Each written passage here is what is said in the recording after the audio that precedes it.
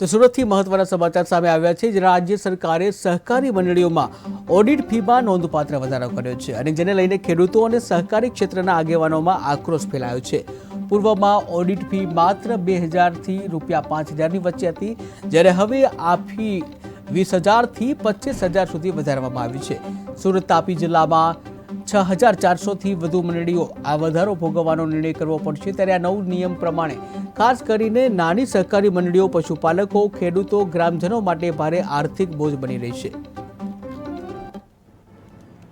ગુજરાતમાં 80,000થી પણ વધારે સહકારી મંડળીઓ આવેલી છે અને એની સાથે 2.5 કરોડથી પણ વધારે નાગરિકો જોડાયેલા છે.